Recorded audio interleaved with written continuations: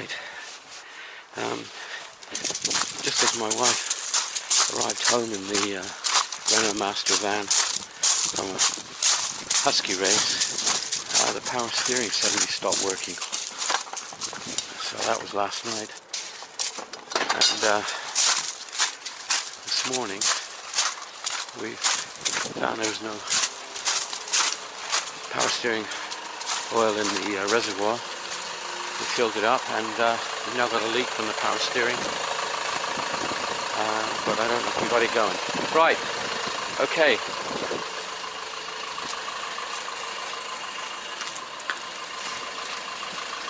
So we'll take it off the ramp. So the ramp, oh dear, I'm sorry, I owe you. So you need to get 2 new ramps now as well. The other side one. Yeah, I think when you, we've wrecked poor old Tom's ramps. We're going to have to buy him some new ones. Oh yeah.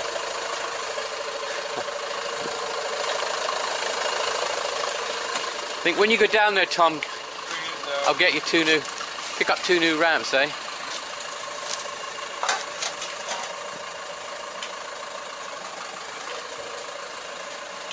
So we'll see if we can get the, so I've booked the van in. Hang on, we're going to see if it's working. Power steering.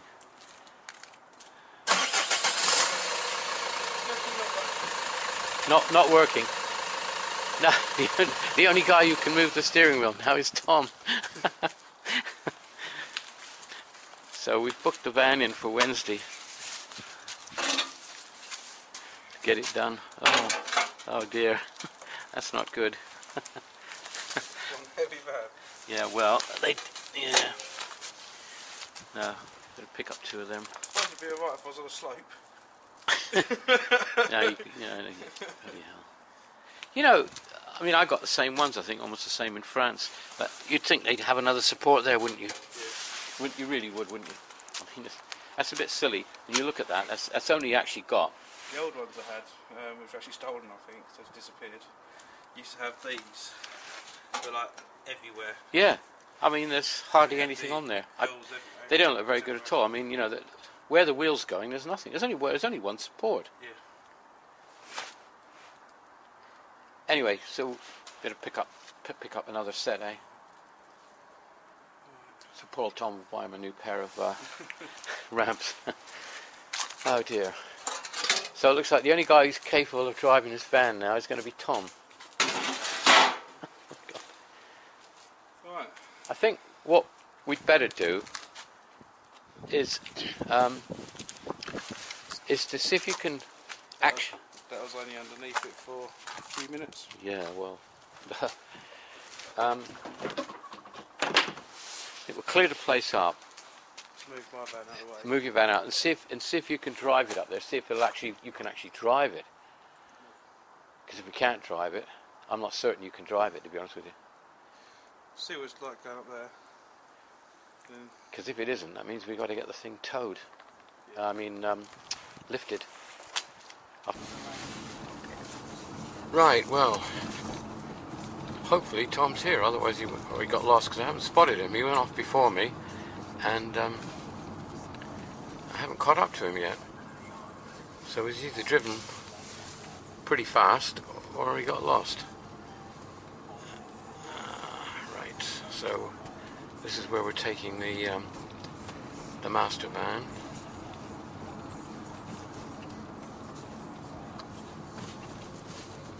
Looks like him.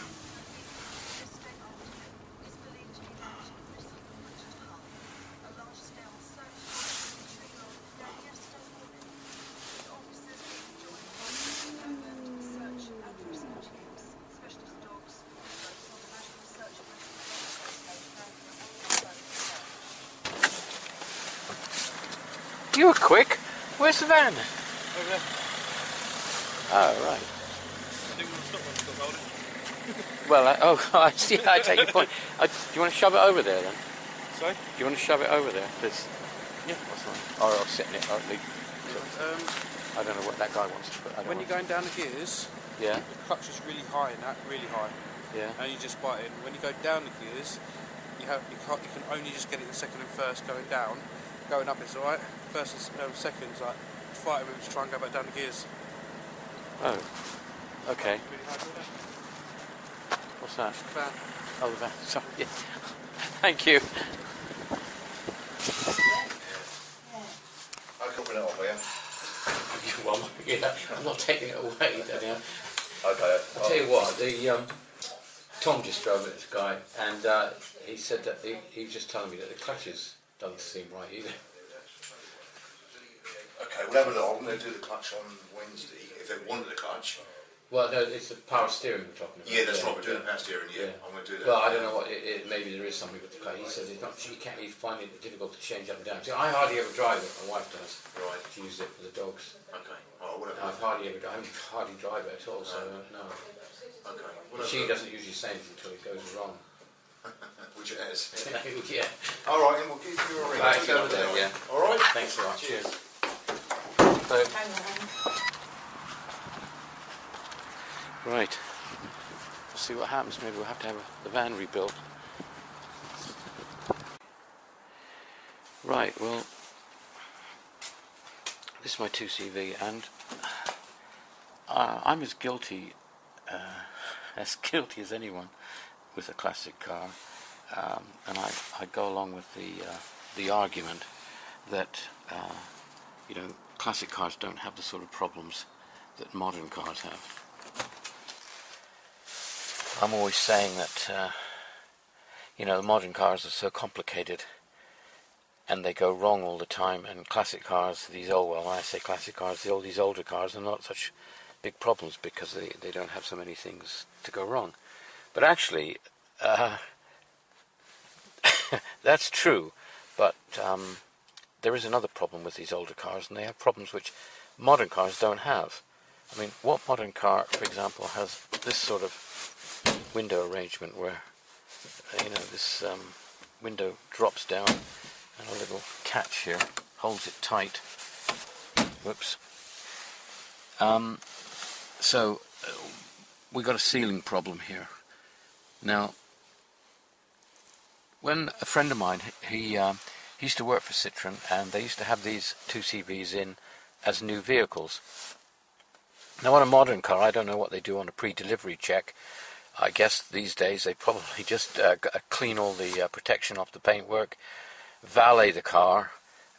Maybe they have a plug-in check, which tells them that everything is working. They check all the lights, I guess, and all that, and you know, various things like that. I'm guessing that's what the pre-delivery check would be, but I should think most of it is valeting. But my friend who worked for Citroen many years ago used to have these 2CVs come in as new vehicles, and what they used to do with them was one of the things they used to do was sort the windows out. Basically, the sort of problem that I'm having. What it was, that these doors here were not actually straight. This one doesn't look too bad, but I know it's not completely straight because the window is straight, but it doesn't fit properly. Let's open it up a minute. So there was a gap here, and then it got really tight here. So my friend, he said that when they used to have these cars in, they used to put a piece of wood here to here, and they'd shut the door, and they would actually bend the door like this, so that they got the door straight, so the windows fitted correctly. Now, you wouldn't get that on a new car, would you? I don't suppose, these days. So, anyway, on my one, there was a gap at the front here, and this bit here actually got tighter here. So, what I did was I put this draft excluder on here. I was going to put it all the way around, but it was so tight here, the glass comes down so tight here that it wouldn't, the actual window wouldn't shut, so I had to enter there. But now the odd thing is, as I drive along, it has improved, and there isn't the whistling, but then suddenly there is, for no reason. It just I don't change the speed or anything, and suddenly it whistles for a bit, a very high pitched whistle, and it stops. So I'm thinking that maybe it's where this bit ends, so I'm going to actually put a bit more on and see if that does the trick. Well, before I take the 2CV for a test drive on there, let's just see if the Volvo's working again.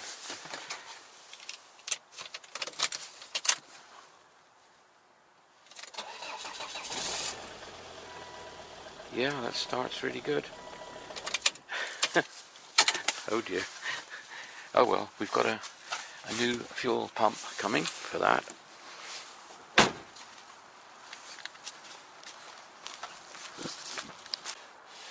Right, well, okay, so what have I done before we take this for a test drive? I've put this bit of extra insulation here, or weatherproofing, rather.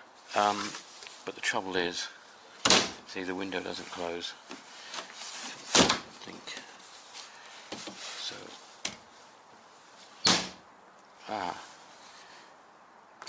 That's not too bad. So try that again.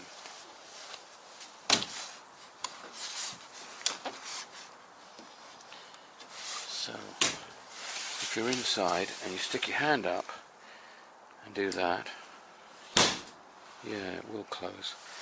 Okay, so let's go and see if this actually stops whistling. Right, well, see if it'll start. It's always this car is not the best starter in the world. Especially after the close. Oh, that's full choke. So now we're on half choke.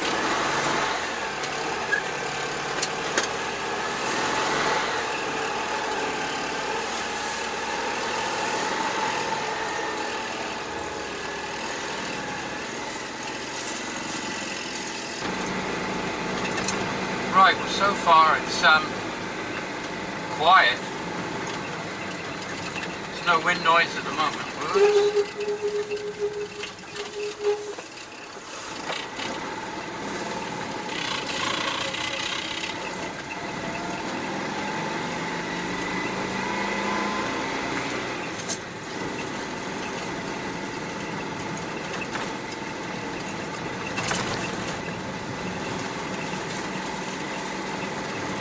So the steering wheel on this car is this nice blue one, this old retro one, which came out of my old Diane. And I think that Diane was an early 60s model. And it's a really nice wheel. It's a little bit bigger than slightly bigger than the one that was in here. But the other one was a real sort of kind of plasticky, black plasticky thing. Whereas this one feels pretty solid and obviously, I don't know what it's made of. It's not plastic, I suppose, but it's very solid and shiny, and of course it's a blue colour, which matches the car.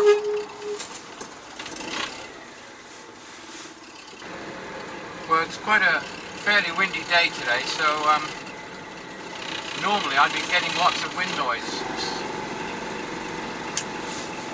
and so far I haven't had any, but I haven't gone over about 20 miles an hour yet. So we'll take it over and go up the bypass and see if we can get it up to 60 or 70 or however fast this little car will go. Now most of the noise I'm getting, or all the noise, is somewhere down in the front here, whereas the whistling was over in the window, the side passenger window. That's quiet at the moment.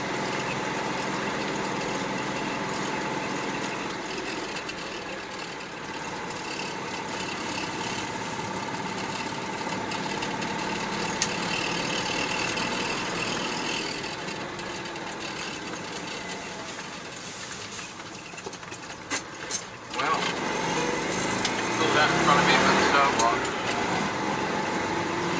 I was signalling actually to go right there as well, because people do tend to pull out in front of you.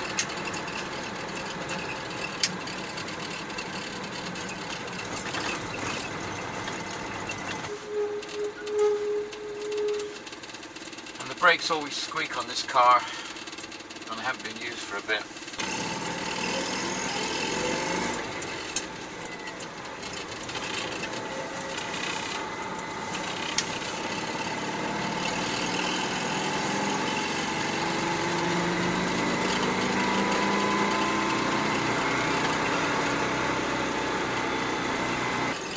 I mean, they made this car pretty good, really, because first is just a pulling away gear, so you only use it when you're pulling away, so it's a dog leg down kind of thing. The main two gears that you use in sort of normal driving, especially around an urban area, town, is between second and third, because top is separate. Top is away and up, which is like a sort of overdrive in this car, really.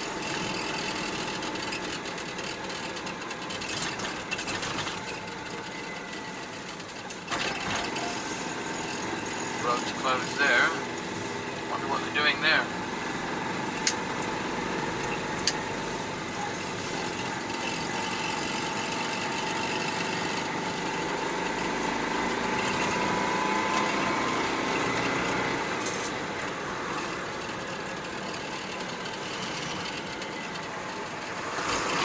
So you can shift between second and third, which is all you really use in the town.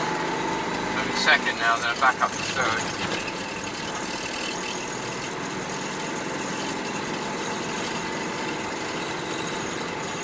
I forgot to top.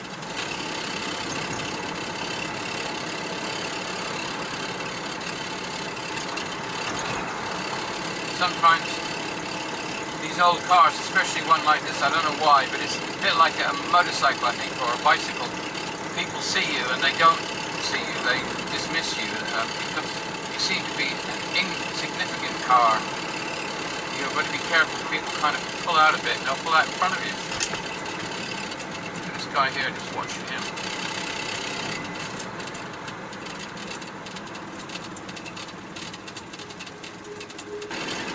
See, all that noise I can hear now is just sort of around the little dashboard area. The main whistling that was really bad was coming from that passenger window. And we'll find out if that's cured now when we go on the bypass.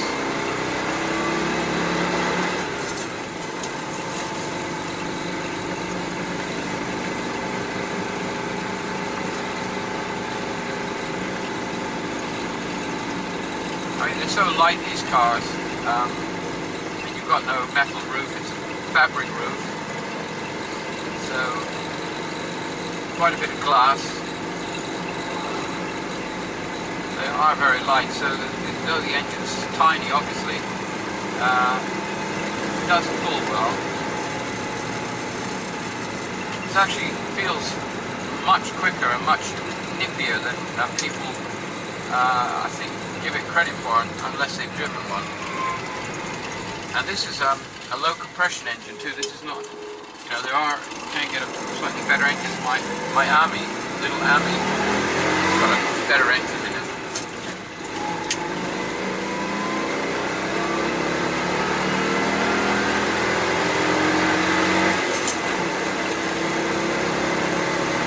So, it takes about 30 minutes, like half a minute I should think, rather than 30 seconds to get to 60.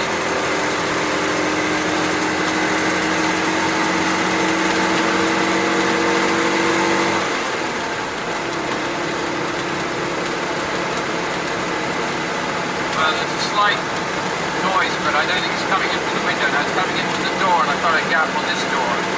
The doors tend to pull out. I think my friend, that's what they used to do. They used to pull the door tops back in a bit. This one's got quite a gap here. There's certainly no wind noise coming in from that window now. A lot quieter. I mean, by 2CV standards, this is very quiet. It's quite pleasant, actually.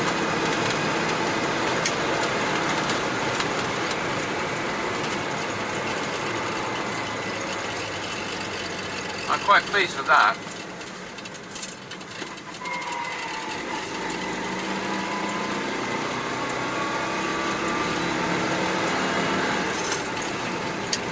could improve it slightly by being adventurous, which I'm not going to do, and that is bending the tops of these doors in a little bit.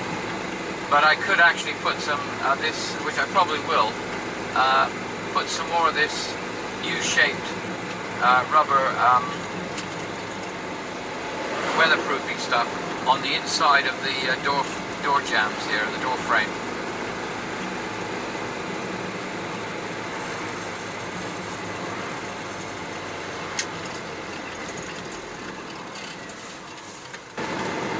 See that pull? I'm in fourth gear now. That's top gear, and it pulls away quite well. I'm not really trying, but it's got, you know, it does pull.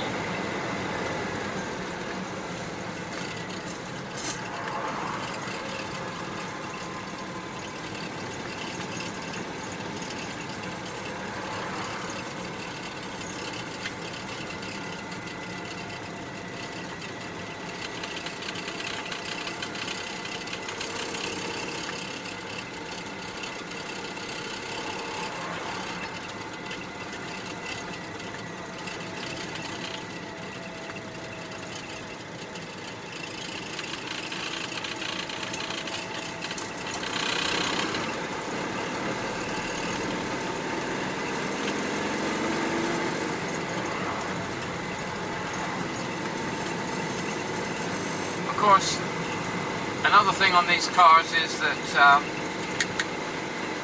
which all Citroens had at the time, they are, the indicators do not self-cancel. You have to cancel them yourself. But my old Dodge is like that, so I kind of get used to it.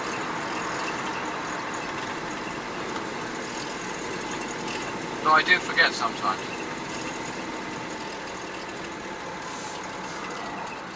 These cars are, I find them very easy to drive, but you do have to get used to them. When you're traveling from one car to another, it takes a little bit to get used to them. Funny enough, when I drive my Amy, which is left-hand drive, I kind of prefer changing this gear with my right hand.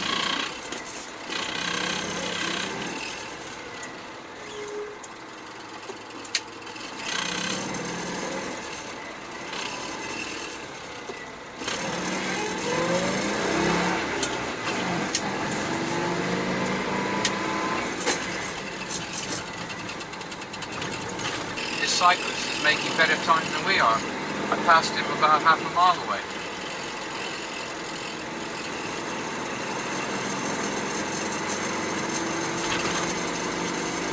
So when you're driving in the town and you're just flipping between second and third,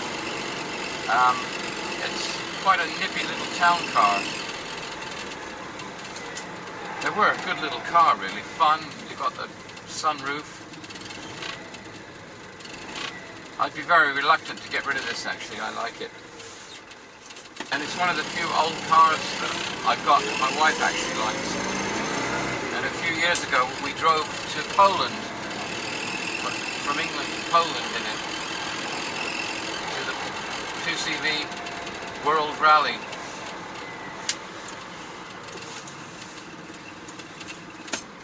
They cruise very nice, they're very comfortable.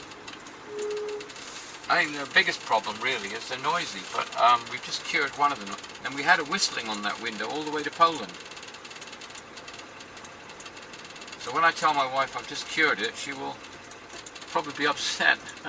I didn't cure it when we went to Poland. Oh, there's a cyclist again next to me. Mustang in front of us. New one. Sounds good.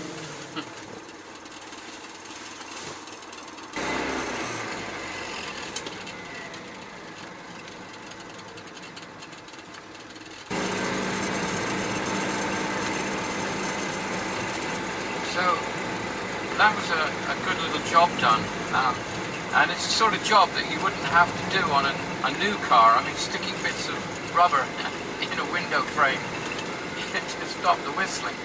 I don't think you do that on a new car. So though the old cars actually, they have less big technical problems, but they kind of have lots of other little problems, but at least some of them, like this, you can tackle yourself. Actually, I guess, you know, if you've got some basic tools, there's very few jobs on this car that you couldn't really tackle yourself. They're very, very simple.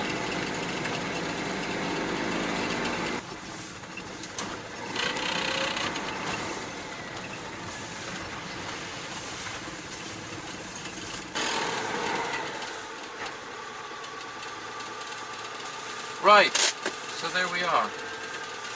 Lights off.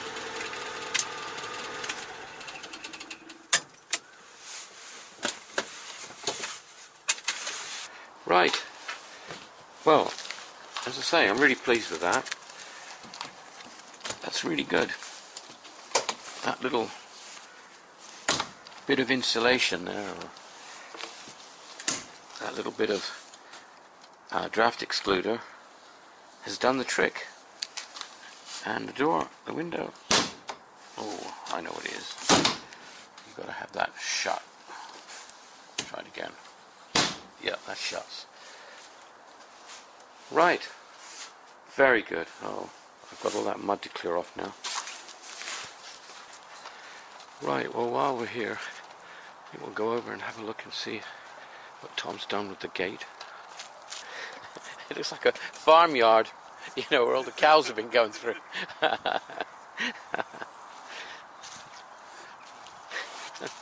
go back through the garden now.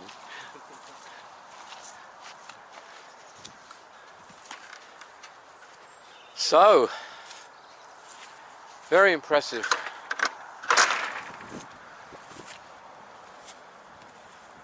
Yeah, that looks good. Trim that. Yeah, down there. You put that on, that'll look. Yeah, that'll. One down there. Yeah. Oh, you got Take it space. around Yeah. And that'll just say. Well, it'll look better, and it'll Left a space in between these two. Yeah. So obviously you'd be able to reach through Yeah. from the other side if you wanted to. So this one here. Yeah, we can get. Yeah, we can open that, can't we? Yeah. Yes, that one's only going to be that. There's a gap to go through, so you can grab it. Right. Yeah. Okay. Yeah. Okay. Right. Well, just to finish off here, in my last video, I was talking about Classic American, this Classic American magazine here, and I've just been reminded of really thinking about something that happened with it, and that was in 1994, and somewhere around here, I don't know, it'll be in these magazines. The Classic American magazine organized a cruise to the Isle of Man, and at that time I had a Chevy Suburban, and this is it here.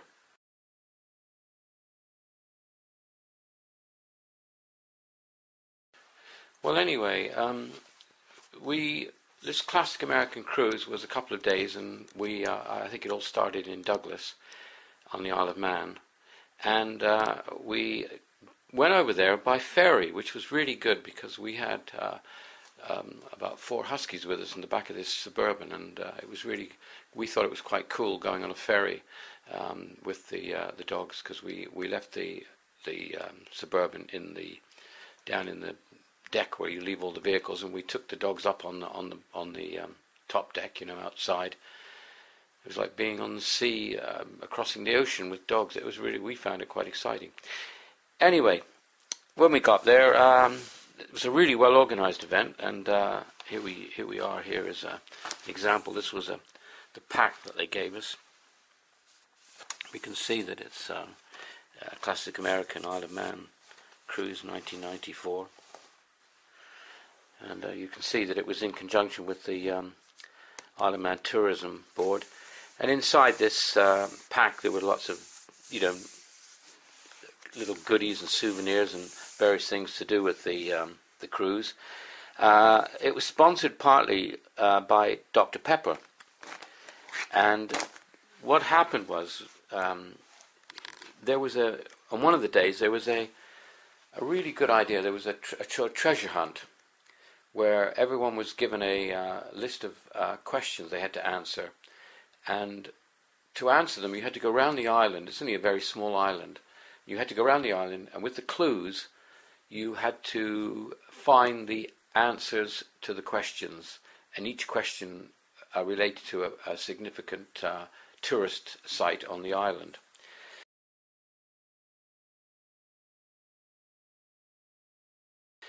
Anyway, that evening we had a sort of a get-together, a big boozy night in one of the pubs